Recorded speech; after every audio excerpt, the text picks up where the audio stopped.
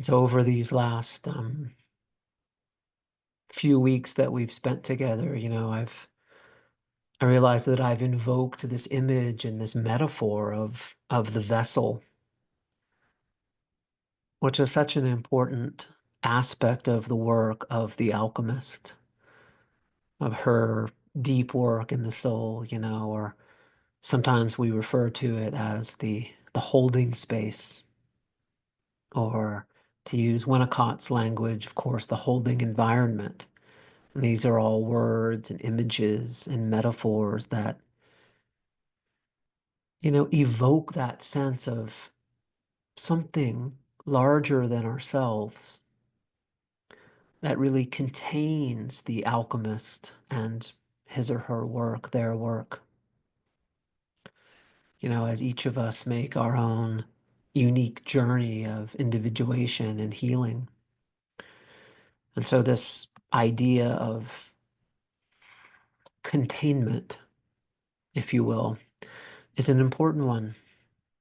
And the mandala is an image of this. It's what we would call a containing image.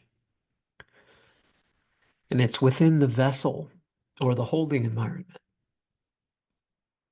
that the alchemical materials, the pieces of soul, the lost orphans of psyche and soma, the unlived aspects of our personality, the shadow parts, the divine sparks, are able to be illuminated, tended, shepherded, midwived.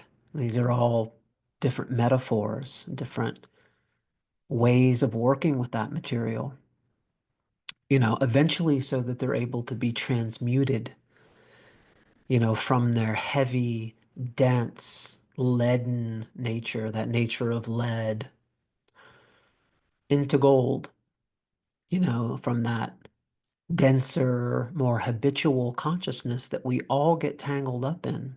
It's the density of the collective, the matrix, to transmute that into luminosity, into openness, into warmth, into light. I mean, that is the alchemical journey. And this metaphor of gold making, which is such an important part of alchemy, of course. I mean, that's what most of us think of as alchemy, is the conversion of some dense material, copper, tin, lead, rust, which are all aspects of our inner experience, right? Into gold, into silver, into emerald, into ruby. And this is analogous, of course, we might say, to how our symptoms, our own wounding, our hurt places, our all of our emotional activation, reactivity, hooks, triggers, especially in our close personal relationships, our historic core vulnerabilities that we come into adulthood with, all of our sensitivities, you know, how when these are illuminated and when they're transmuted through the alchemical process, they might just come to be revealed to be light in disguise, not what we thought they were. Or as Ram Dass once said, to be revealed to be God in drag. Of course, that's something Ram Dass would say. But it's a way of cleansing our perception that enables us really to see that whatever arises in our experience, however my life is going right now, the conflict with my work, with my kids, with my partner, with my creativity, with my spiritual life, with these bizarre, strange symptoms that are coming up in my body as I age. These are all expressions of what the alchemists called the prima materia, which is the source material, you might say, that we're each given to work with, which may turn out to be unexpected doorways opening into spirit. I mean, this is a radical view and invitation, isn't it? And one that in so many ways really goes counter to the status quo of our culture, certainly to the way that most of us were brought up, and even can go counter to a lot of the current modern day sort of spiritual self-help, self-development teachings.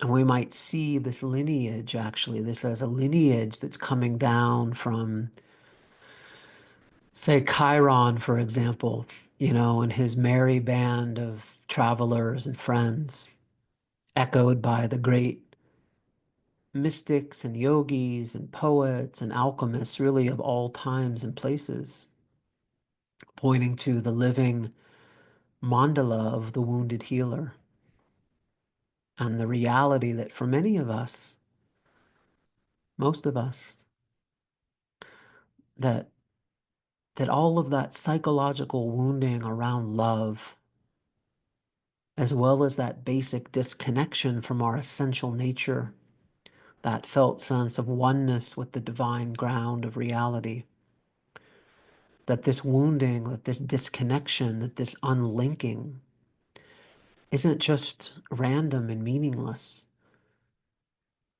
It's not some great cosmic error or mistake, but that it's serving an initiatory function. It's the way that many of us, become initiated into the soul, into the mysteries of this world, of healing, of transformation, of transmutation.